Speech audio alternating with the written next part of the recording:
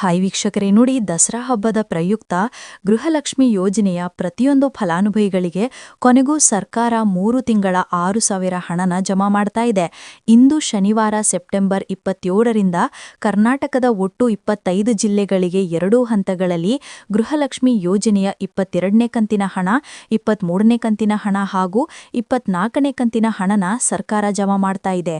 3 ತಿಂಗಳ 6,000 ಹಣ ಜಮಾ ಆಗೋದಕ್ಕೆ ನಾನು ನಿಮಗೆ ವಿತ್ ಪ್ರೂಫ್ ಮೂಲಕ ಮಾಹಿತಿನ ಕೊಡ್ತಾ ಇದ್ದೀನಿ.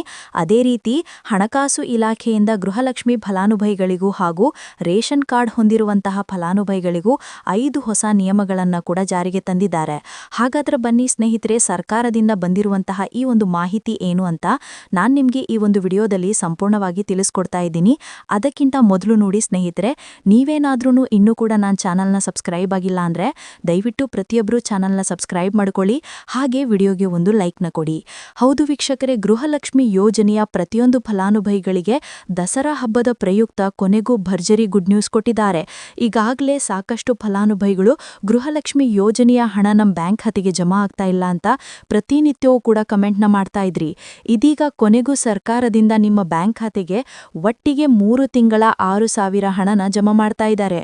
ಗೃಹಲಕ್ಷ್ಮಿ ಯೋಜನೆಯ 22ನೇ ಕಂತಿನ ಹಣ, 23ನೇ ಕಂತಿನ ಹಣ ಹಾಗೂ 24ನೇ ಕಂತಿನ ಹಣ ಒಟ್ಟು ಅಕ್ಟೋಬರ್ ತಿಂಗಳವರೆಗೂ ಕೂಡ ಫಲಾನುಭವಿಗಳ ಬ್ಯಾಂಕ್ ಖಾತೆಗೆ ಹಣನ ಜಮಾ ಮಾಡ್ತೀವಿ ಅಂತ ಸರ್ಕಾರದಿಂದ ಸಚಿವೆ ಲಕ್ಷ್ಮೀ ಹೆಬ್ಳಕ್ಕರ್ ಅವರು ಮಾಹಿತಿನ ಕೊಟ್ಟಿದ್ದು, ನಾನು ನಿಮಗೆ ನಿಮ್ಮ ಬ್ಯಾಂಕ್ ಖಾತೆಗೆ 6,000 ಹಣ ಜಮಾ ಆಗೋದಕ್ಕೆ ವಿತ್ ಪ್ರೂಫ್ ಮೂಲಕ ಮಾಹಿತಿನ ಕೊಡ್ತಾ ಇದ್ದೀನಿ. ದಯವಿಟ್ಟು ಪ್ರತಿಯೊಬ್ಬರು ಈ ಒಂದು ಆಡಿಯೋನ ಕೇಳಿ. ಗೃಹಲಕ್ಷ್ಮಿ ಹಣವನ್ನ ಬಹಳಷ್ಟು ಶೀಘ್ರದಲ್ಲಿ ಸೆಪ್ಟೆಂಬರ್ ಬಂದಿದೆ, ನಮಗೆ ಹಣ ಇನ್ನೂ ಬಂದಿಲ್ಲ.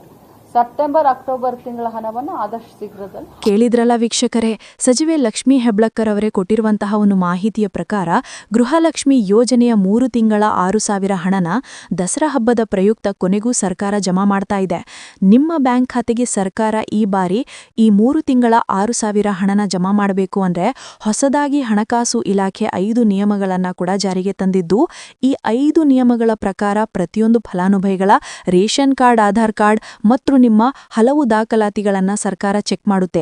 ಹೀಗೆ ಚೆಕ್ ಮಾಡುವಂತಹ ಸಂದರ್ಭದಲ್ಲಿ ನೀವು ಸರ್ಕಾರ ಜಾರಿಗೆ ತಂದಿರುವ ಈ 5 ನಿಯಮಗಳನ್ನು ಪಾಲಿಸಿಲ್ಲ ಅಂದರೆ ನಿಮ್ಮ ಒಂದು ರೇಷನ್ ಕಾರ್ಡ್ನ ಕ್ಯಾನ್ಸಲ್ ಮಾಡುವಂತಹ ಸಾಧ್ಯತೆ ಕೂಡ ತುಂಬಾನೇ ಇದೆ.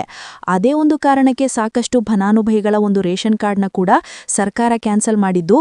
ಬನ್ನಿ ಸ್ನೇಹಿತರೆ, ಸರ್ಕಾರದಿಂದ ಯಾವ ಫಲಾನುಭವಿಗಳಿಗೆ 3 ತಿಂಗಳ 6,000 ಹಣ ಜಮಾ ಆಗ್ತಾ ಇದೆ ಮತ್ತು ಯಾರಿಗೆಲ್ಲ ಕ್ಯಾನ್ಸಲ್ ಆಗಿದೆ ಅಂತ ನಾನು ನಿಮಗೆ ತಿಳಿಸ್ಕೊಡ್ತಾ ಇದ್ದೀನಿ. ಅದಕ್ಕಿಂತ ಮೊದಲು ಇಂದು ಶನಿವಾರ ಸೆಪ್ಟೆಂಬರ್ 27ರಿಂದ ಕರ್ನಾಟಕದ ಯಾವ 25 ಜಿಲ್ಲೆಗಳಿಗೆ ಗೃಹಲಕ್ಷ್ಮಿ ಯೋಜನೆಯ 3 ತಿಂಗಳ 6,000 ಹಣ ಜಮಾ ಆಗಲಿದೆ ಅಂದ್ರೆ ನೋಡಿ ವೀಕ್ಷಕರೇ, ಮೊದಲ ಹಂತದಲ್ಲಿ ಬೆಳಗಾವಿ ವಿಭಾಗಕ್ಕೆ ಸರ್ಕಾರ ಹಣ ಜಮಾ ಮಾಡ್ತಾ ಇದ್ದು, ಈ ಒಂದು ವಿಭಾಗದಲ್ಲಿ ಬಾಗಲಕೋಟೆ, ಬೆಳಗಾವಿ, ವಿಜಯಪುರ, ಧಾರವಾಡ, ಗದಗ, ಹಾವೇರಿ, ಉತ್ತರ ಕನ್ನಡ, ಬೀದರ್, ಕಲಬುರಗಿ, ರಾಯಚೂರು, ಯಾದಗಿರಿ ಮತ್ತು ವಿಜಯನಗರ ಈ ಜಿಲ್ಲೆಗಳ ಪ್ರತಿಯೊಂದು ಫಲಾನುಭವಿಗಳಿಗೆ ಸರ್ಕಾರ ಮೊದಲ ಹಂತದಲ್ಲಿ 3 ತಿಂಗಳ 6,000 ಹಣನ ಜಮಾ ಮಾಡ್ತಾ ಇದೆ.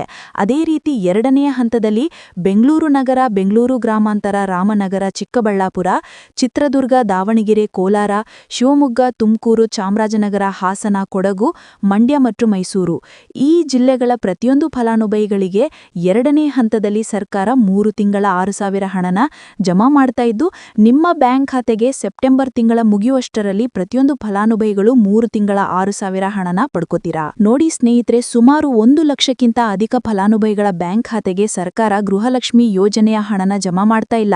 ಕಾರಣ ಏನು ಅಂದ್ರೆ, ನಿಮ್ಮ ಬ್ಯಾಂಕ್ ಖಾತೆಗೆ ಡೆಬಿಟ್ ಮೂಲಕ ಹಣ ಜಮಾ ಮಾಡುವಂತಹ ಸಂದರ್ಭದಲ್ಲಿ ಸರ್ಕಾರ ಸಾಕಷ್ಟು ಫಲಾನುಭವಿಗಳ ಒಂದು ಬ್ಯಾಂಕ್ ಖಾತೆಗೆ ಹಣ ಜಮಾ ಮಾಡೋದನ್ನ ಕ್ಯಾನ್ಸಲ್ ಮಾಡಿದೆ.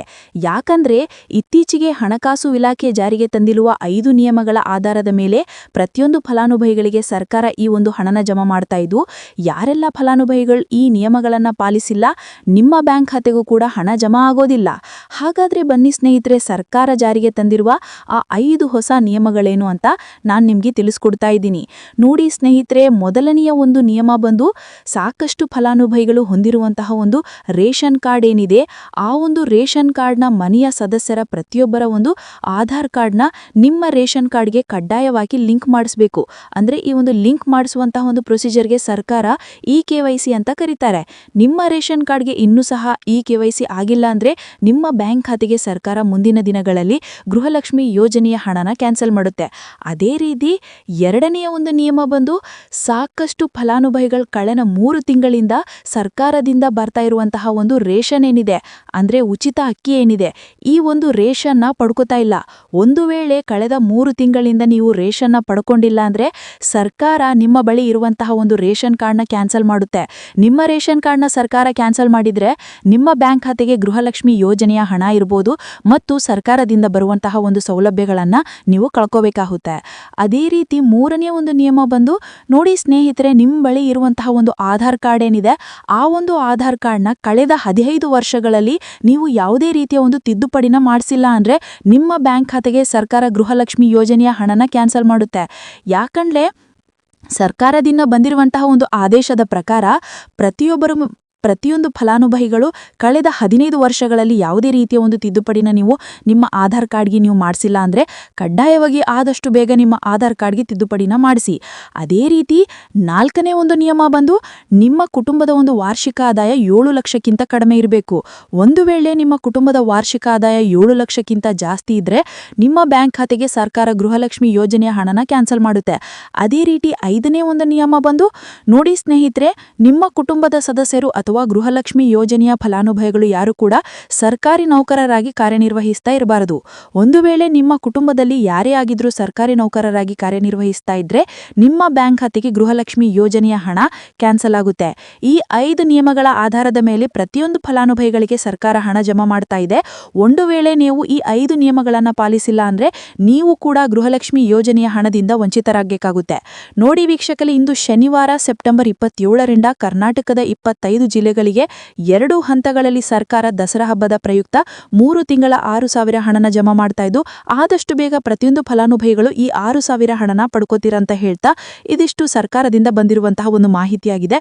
ನಾನು ಕೊಟ್ಟಿರುವಂತಹ ಮಾಹಿತಿ ನಿಮಗೆ ಇಷ್ಟ ಆಗಿದ್ದಲ್ಲಿ ದಯವಿಟ್ಟು ಪ್ರತಿಯೊಬ್ಬರು ನನ್ನ ಚಾನಲ್ನ ಸಬ್ಸ್ಕ್ರೈಬ್ ಮಾಡ್ಕೊಳ್ಳಿ. ಹಾಗೆ ವಿಡಿಯೋಗೆ ಒಂದು ಲೈಕ್ನ ಕೊಡಿ. Thank you for watching.